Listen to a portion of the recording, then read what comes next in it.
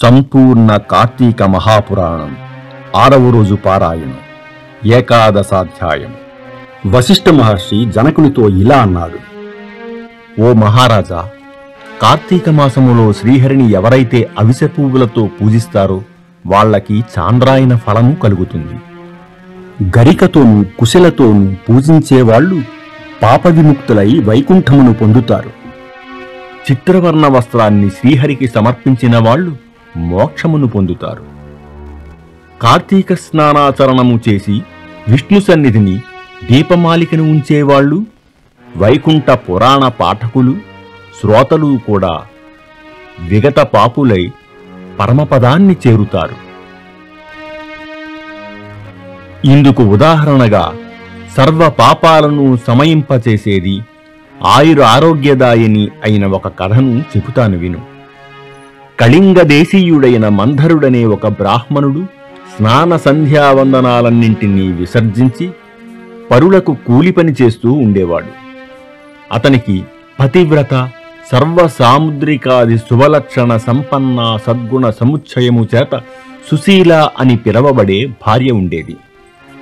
భర్త ఎంత దుర్మార్గుడైనా కూడా అతని యందు రాగమే తప్ప ద్వేషము లేనిదై పాతివ్రత్య నిష్ఠాపరురాలై ఉండేది.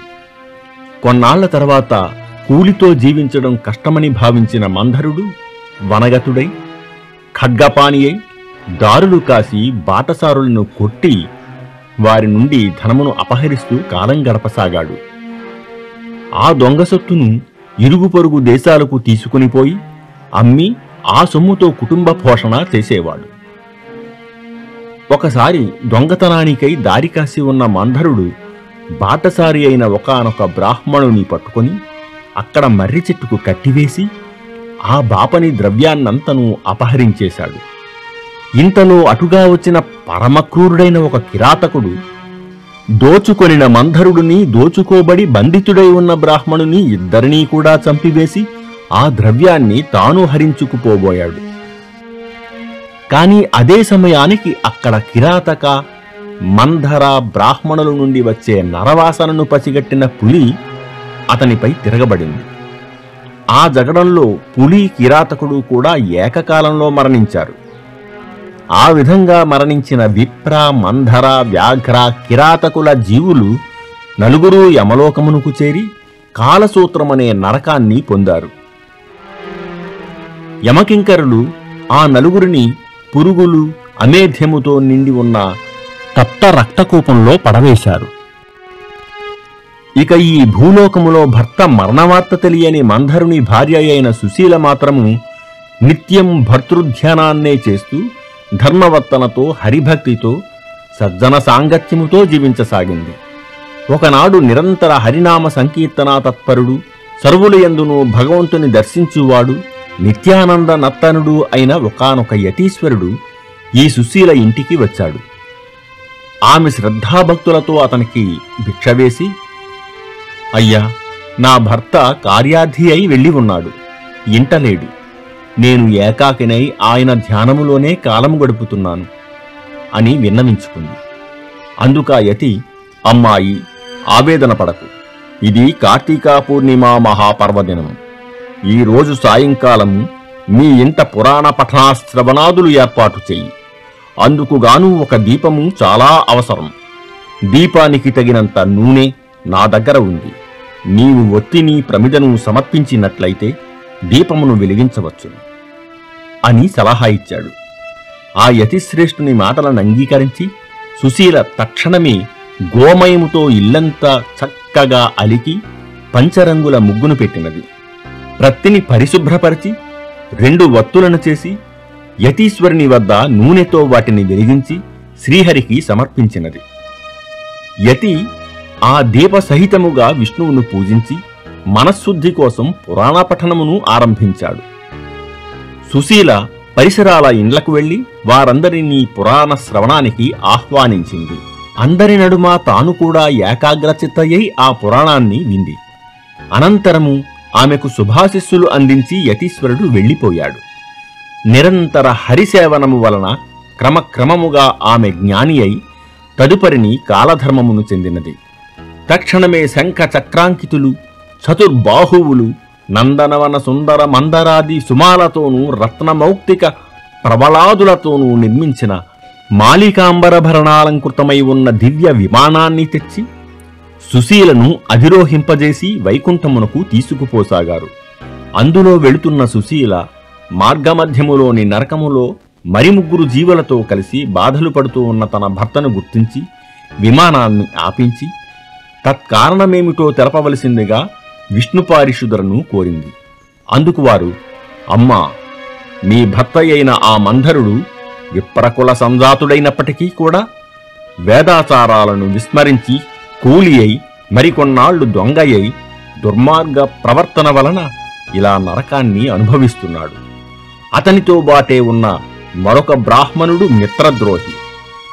మిత్రుడొకరిని చంపి అతని ధనముతో పరదేశాలకు పారిపోబోతూ నీ భర్త చేత బంధితుడయ్యాడు.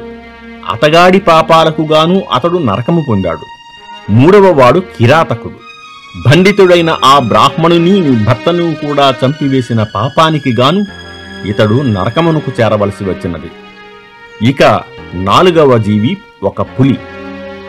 ఆ పులి అతఃపూర్వజన్మలో ద్రావిడ బ్రాహ్మణుడై ఉండి ద్వాదశి నాడు భక్తాభక్ష్య విచక్షణారహితుడై ఆచరించిన తైలాదిక భోజనాదుల వలన నరకమును పొంది పులిగా పుట్టి ఈ కిరాతకునితోడి జగడముతో అతనితో బాటే నరకాన్ని చేరాడు. ఈ 4 నరకయాతనలకు కారణాలివే తల్లి అని చెప్పారు. ఆ మీదట సుశీల విష్ణుదూతలను చూసి ఏ పుణ్యము చేసినట్లయితే వాళ్ళకా నరకము తప్పుతుందో చెప్పమని కోరగా, వైష్ణవులు కార్తీక మాసములో నీ చేత ఆచరించబడిన పురాణ ఫలితాన్ని ధారపోయడం వలన నీ భర్త, పురాణ శ్రవణార్థమై నువ్వు ఇంటింటికి వెళ్లి ప్రజలను పిలిచిన పుణ్యమును ధారపోయడం వలన మిత్రద్రోహి అయిన ఆ బ్రాహ్మణుడు, ఆ పురాణ శ్రవణార్థమై నువ్వు సమర్పించిన 2 వత్తుల పుణ్యమును చెరిసగముగా ధారపోయడం వలన కిరాత వ్యాఘ్రాలు నరకము నుంచి విముక్తి పొందుతారు అని పలికారు. అలా వాళ్లు చెప్పినదే తడవుగా సుశీల ఆయా విధములుగా తన పుణ్యాలను వారికి ధారపోయడముతో ఆ 4 నరకము నుండి విముక్తులై దివ్య విమానారూఢులై సుశీలను వివిధ రూపాలుగా ప్రశంసిస్తూ మహాజ్ఞానులు పొందే ముక్తి పదానికై తీసుకుపోబడ్డారు. కాబట్టి ఓ జనక మహారాజా, కార్తీక మాసములో చేసే పురాణ శ్రవణము వలన హరిలోకమును తప్పనిసరిగా పొందుతారని తెలుసుకో. 12వ వశిష్ఠుడు జనకునికి ఇలా చెప్పసాగాడు. ఓ రాజా, కార్తీక మాసములో సోమవార మహత్యమును విని ఉన్నాము. ఆ కార్తీక సోమవారము ఎంత ఫలాన్నిస్తుందో అంతకంటే కార్తీక శని త్రయోదశి 100 రెట్లు, కార్తీక పౌర్ణిమ 1000 రెట్లు, శుక్లపాడ్యమి 1,00,000 రెట్లు, శుక్ల ఏకాదశి 1,00,00,000 రెట్లు, ద్వాదశి లెక్కలేనంత అనంతమైన ఫలితాలను అదనముగా ప్రసాదిస్తాయి. మోహము చేతనైనా సరే శుక్ల ఏకాదశి నాడు ఉపవసించి మరునాడు బ్రాహ్మణయుక్తులై పారాయణము చేసేవాళ్లు సాయుజ్య మోక్షాన్ని పొందుతారు. ఈ కార్తీక శుద్ధ ద్వాదశి నాడు అన్నదానమును చేసిన వారికి సమస్త సంపదలు అభివృద్ధి చెందుతాయి. రాజా, సూర్యగ్రహణ సమయములో గంగా తీరములో 1,00,00,000 మంది బ్రాహ్మణులకు అన్న సమారాధన చేయడం వలన ఎంత పుణ్యము కలుగుతుందో అంత పుణ్యము కూడా కేవలం కార్తీక ద్వాదశి నాడు ఒక్క బ్రాహ్మణునికి అన్నము పెట్టడం వలన కలుగుతుంది. 1000 గ్రహణ పర్వాలు, 10,000 వ్యతిపాత యోగాలు, 1,00,000 అమావాస్య పర్వాలు ఏకమైనా కూడా ఒక్క కార్తీక ద్వాదశిలో 16వ వంతు కూడా చేయవని తెలుసుకో. మనకు ఉన్న తిథులలో పుణ్యప్రదమైన తిథులు ఎన్నైనా ఉండవచ్చును కాక, కాని వాటన్నింటికంటే కూడా సాక్షాత్ విష్ణుప్రీతికరమైన ఈ కార్తీక ద్వాదశి అత్యంత ఫలప్రదమని మర్చిపోకు. ద్వాదశి దానములు. ఏకాదశి నాడు రాత్రి యామముండగా కార్తీక శుద్ధ ద్వాదశి నాడు క్షీర సముద్రము నుండి శ్రీహరి నిద్రలేస్తాడు. అందువలన దీనికి హరిబోధిని ద్వాదశి అని పేరు వచ్చింది. అటువంటి ఈ హరిబోధిని నాడు ఎవరైతే కనీసం ఒక్క బ్రాహ్మణునికైనా అన్నదానము చేస్తారో వాళ్ళు ఇహములో భోగానుసేవనాన్ని, పరములో భోగిశయనామ సేవనాన్ని పొందుతారు. కార్తీక ద్వాదశి నాడు పెరుగు అన్నదానం చేయడం సర్వోత్కృష్టమైన దానముగా చెప్పబడుతూ ఉంది. ఎవరైతే ఈ ద్వాదశి నాడు పాలిచ్చే ఆవును వెండి డెక్కలు, బంగారు కొమ్ములతో అలంకరించి పూజించి దూడతో సహా గోదానము చేస్తారో వాళ్ళు ఆ ఆవు శరీరంపై ఎన్ని రోమాలైతే ఉంటాయో అన్ని వేల సంవత్సరాలు స్వర్గములో నివసిస్తారు. ఈ రోజు వస్త్రదానము చేసిన వాళ్ళు సంచితార్థాలన్నీ సమసిపోయి వైకుంఠాన్ని చేరుతారనడంలో ఎటువంటి వివాదమూ లేదు. ఓ మహారాజా, ఎవరైతే కార్తీక శుద్ధ ద్వాదశి నాడు సాలగ్రామాన్ని, బంగారపు తులసీ వృక్షాన్ని దక్షిణ సమేతముగా దానము చేస్తారో వాళ్ళు చతుస్సాగర పర్యంతమైన సమస్త భూమండలాన్ని దానము చేసినంత పుణ్యమును పొందుతున్నారు. ఇందుకు నిదర్శనముగా ఒక గాథను చెబుతాను విను. పూర్వము గోదావరి తీరములో దురాచారవంతుడు, పరమ పిసినిగొట్టు అయిన ఒక వైశ్యుడు ఉండేవాడు. ఈ లుబ్ధుడు దానధర్మములు చేయకపోవడమే కాక తాను కూడా తినకుండా ధనమును పోగు చేసేవాడు. ధనధాన్యాలనే కాదు, కనీసము ఎవరికి మాట సాయమైనా చేసేవాడు కాదు. నిత్యము పరులను నిందిస్తూ పరద్రవ్యాసక్తుడై మసలే ఈ పిసినిగొట్టు ధనమును వడ్డీలకు తిప్పుతూ అంతకంతకూ ద్రవ్యాన్ని పెంచుకోసాగాడు. ఒకానొకసారి ఈ లుబ్ధుడు ఒక బ్రాహ్మణునికి ఇచ్చిన అప్పును రాబట్టుకోవడం కోసం అతని గ్రామానికి వెళ్లి తానిచ్చిన బాకీని వడ్డీతో సహా ఆ క్షణమే చెల్లించవలసిందిగా పట్టుబట్టాడు. అందుకు బ్రాహ్మణుడు, రుణదాత, నేను నీకీ బాకీ ఎగవేసేవాడిని కాను. ఎందుకంటావేమో, యో జీవత రుణీ నిత్యం నియమం కల్పమశ్నుతే పశ్చాత్తాస్య సుతో భూత్వా తత్సర్వం ప్రతిదాస్యతి. ఎవడైతే రుణం తీర్చకుండానే పోతాడో వాడు మరుసటి జన్మలో రుణదాతకు సంతురూపముగా జన్మించి ఆ రుణాన్ని చెల్లించుకోవలసి వస్తుంది. అందుచేత ఏదో విధముగా సంపాదించి ఈ మాసాంతానికల్లా నీ రుణము చెల్లుబెడతాను, అంతవరకు ఓర్పు వహించి ఉండు అని చెప్పాడు. ఆ బ్రాహ్మణ వచనాలను పరాభవ వాక్కులుగా భావించిన లుబ్ధుడు కనిసి, నీ కబుర్లు నా దగ్గర కాదు, నీ బాకీ వసూలు కోసం నెల్లాళ్లాగే సమయం నాకు లేదు, మర్యాదగా ఇప్పుడే ఇవ్వు, లేదా ఈ కత్తితో నిన్ను నరికేస్తాను అని అన్నాడు. యథార్థంగా ఆ సమయంలో ధనము లేదని, అప్పటికప్పుడు తానా అప్పు తీర్చలేనని చెప్పాడు విప్రుడు. మరింత మండిపడిన ఆ పిసినారి బ్రాహ్మణుడిని జుట్టుపట్టుకొని లాగి నేలకు పడదోసి కాలితో తన్ని అప్పటికీ కోపం తీరక కత్తితో ఒక వేటు పెట్టాడు. సింహం యొక్క పంజా విసురుకు లేడిపిల్ల చనిపోయినట్లుగా క్రోధోన్మత్తుడై ఆ కోమటి కొట్టిన కత్తి దెబ్బకు బ్రాహ్మణుడు ప్రాణాలు కోల్పోయాడు. అంతటితో కోమటి హత్యా నేరానికి గాను రాజు తనను దండిస్తాడనే భయంతో త్వరితముగా ఇంటికి పారిపోయి గుట్టుగా బ్రతకసాగాడు. బ్రతికినంతకాలం గుట్టుగా ఉండగలమే గాని గుట్టుగా ఉన్నంత మాత్రం చేత ఎల్లకాలం బ్రతకలేం గదా. అదేవిధంగా ఆ కోమటి కూడా ఆయువు తీరి మృతి చెందాడు. యమకింకరులు వచ్చి ఆ జీవుని నరకానికి తీసుకుపోయారు. జనక భూపతి, రురువులనే మృగాల చేత, వాటి శృంగాల చేత పీడింపచేసే ఒకానొక యాతనని రౌరవం అంటారు. ఆ కోమటిని ఆ రౌరవమనే నరక విభాగములోని వేసి శిక్షించవలసిందిగా ఆజ్ఞాపించాడు యమధర్మరాజు. కింకరులు ఆ ఆజ్ఞను అమలు చేయసాగారు.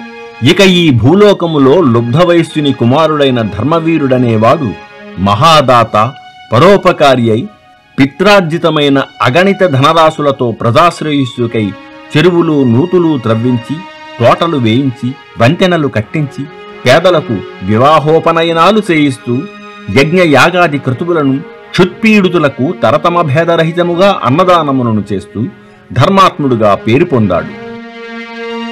ఒకానొక నాడి ధర్మవీరుడు విష్ణు పూజ చేసే సమయానికి త్రిలోక సంచారి అయిన నారద మహర్షి యమలోకము నుండి బయలుదేరి హరినామస్మరణము చేసుకుంటూ ఈ ధర్మవీరుని తావుకు వచ్చాడు. ముంగిలికి వచ్చిన మునిరాజు నారదుని చూసి ధర్మవీరుడు భక్తి ప్రపత్తులతో ప్రణమిల్లాడు. అర్ఘ్య పాద్యాది వివిధోపచారాలతోనూ నారదుని పూజించి, నారద, దేవర్షులైన మీరు మా భూవర్షానికి, అందున నా గృహానికి విచ్చేయడం వలన నా జన్మ ధన్యమైంది. హే దివ్య ప్రభు, నేను నీ దాసుడను, నన్నేమి చేయమంటావో ఆజ్ఞాపించు, నువ్వేమి చెబితే అదే చేస్తాను అని వినయపూర్వకముగా వేడుకున్నాడు. అందుకు సంతసించిన నారదముని చిరునవ్వు ముఖము కలవాడై, ధర్మవీరా, నా కోసం నువ్వేమీ చెయ్యనక్కరలేదు. నీ శ్రేయస్సుకై చెబుతున్న నా ఈ మాటల్ని శ్రద్ధగా విను. కార్తీక ద్వాదశి శ్రీ మహావిష్ణువునకు అత్యంత ప్రియమైన రోజు. ఆ రోజున చేసిన స్నాన దాన జప తప ప్రభృతి కార్యాలన్నీ కూడా విశేషమైన ఫలాన్నిస్తాయి.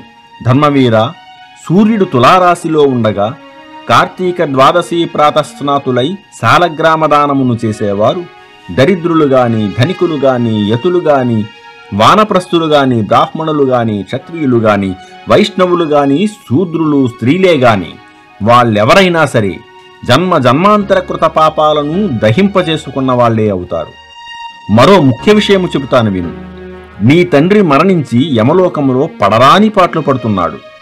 అతనికి నరక బాధా విముక్తిని కల్పించి నువ్వు కార్తీక ద్వాదశి నాడు సాలగ్రామదానమును చెయ్యి. నారదుడు చెప్పినదంతా విని నవ్వేశాడు ధర్మవీరుడు. పైపెచ్చు, నారద మునీంద్ర, నా తండ్రి పేరున గో, భూ, తిల, సువర్ణాది దానాలు ఎన్నో చేశాను. వాటి వల్ల వెలువరించబడని నరకయాతన కేవలం సాలగ్రామమనే పేరు కలిగిన రాతిని దానము చేస్తే సాధ్యమవుతుందా? అయినా ఆ సాలగ్రామమనే రాయి ఎందుకు ఉపయోగపడుతుంది? తినడానికా పనికిరాదు, అలంకారానికా, నవరత్నాలలోనిది కాదు. ఏ రకంగానూ ఎవరికీ కూడా పనికిరాని దాన్ని నీవెందుకు దానము చేయాలి? రాతిదాతకు కీర్తి ఉండదు, ఆ దానమును పట్టిన వానికి సుఖమూ ఉండదు. కాబట్టి ఆ సాలగ్రామ దానమును నేను చెయ్యనుగాక చెయ్యను అన్నాడు. నారదుడు ఎంత అనునయముగా చెప్పినా కూడా ధర్మవీరుడు తన మూర్ఖత్వాన్ని వదలనూ లేదు, సాలగ్రామ దానానికి అంగీకరించనూ లేదు. అంతటితో నారదుడు అంతర్హితుడైపోయాడు. మరికొంత కాలానికి ధర్మవీరుడు మరణించాడు. గౌరవనీయులు, సర్వహితాత్ములు అయిన పెద్దల మాటలను పాటించని పాపానికి సాలగ్రామదానమును చేయకపోవడం వలన నరకగతుడై అనంతరము 3 మారులు పులిగాను, 3 సార్లు కోతిగాను, 5 సార్లు ఆబోతుగాను, 10 పర్యాయములు స్త్రీగాను జన్మించి వైధవ్య పీడను పొందడం జరిగింది. పునః 11వ జన్మలో కూడా ఒకానొక యాచకుని పుత్రికగా జన్మించవలసి వచ్చింది. పురాకర్మ వలన పెండ్లి కుమారుడు అనతి కాలంలోనే మరణించడంతో ఒక్కగానొక్క కూతురికి కలిగిన వైధవ్యానికి చింతించిన ఆ యాచక బ్రాహ్మణుడు జ్ఞానదృష్టి చేత తన కూతురి పురాకర్మను, గతపాప ఫలాన్ని తెలుసుకున్నవాడై ఆ విషయాలన్నీ ఆమెకు సవిస్తరంగా చెప్పి కార్తీక సోమవారం నాడు వేదోక్త విధిగా జన్మజన్మార్జిత పాపనాశకమైన సాలగ్రామ దానాన్ని చేయించాడు. ఆ పుణ్యఫలావాప్తి వలన మరణించిన పెండ్లి కొడుకు పునర్జీవితుడయ్యాడు. ఆ దంపతులు ఇహజీవితాన్ని ధర్మకామ సౌఖ్యాలతో గడిపి కాలాంతర స్వర్గమును చేరి పుణ్యఫలానుభవ వాప్తులయ్యారు. తదుపరి ధర్మవీరుడు 23వ జన్మగా ఒక బ్రాహ్మణుని ఇంట శిశువుగా పుట్టి పూర్వజన్మలో చేసిన మహత్వపూర్వక సాలగ్రామదాన పుణ్య విశేషం వలన జ్ఞానియై ప్రతివర్ష ప్రయుక్త కార్తీక సోమవార పర్వదినాలలో సాలగ్రామదానాన్ని ఆచరిస్తూ ఆ పుణ్యఫలముగా మోక్షప్రాప్తుడయ్యాడు. ఇతగాడి సాలగ్రామదాన మహాపుణ్యము వలన రవరవగతుడైన ఇతని తండ్రి కూడా నరకము నుండి విముక్తుడైనాడు. కాబట్టి ఓ జనక మహారాజా, కార్తీక మాసములో సాలగ్రామదానము చేత విష్ణువు సంప్రీతుడై విశేష పుణ్యాన్ని కల్పిస్తాడని ధృవపరచుకో. ఎంతటి పాపానికైనా సరే కార్తీక మాసములో సాలగ్రామదానమును చేయడమే సర్వోత్తమమైన ప్రాయశ్చిత్తము. ఇంతకు మించిన ప్రాయశ్చిత్తము మరొకటి లేదు అనడంలో ఏ మాత్రమూ అతిశయోక్తి లేదు. 6వ రోజు పారాయణము సమాప్తం.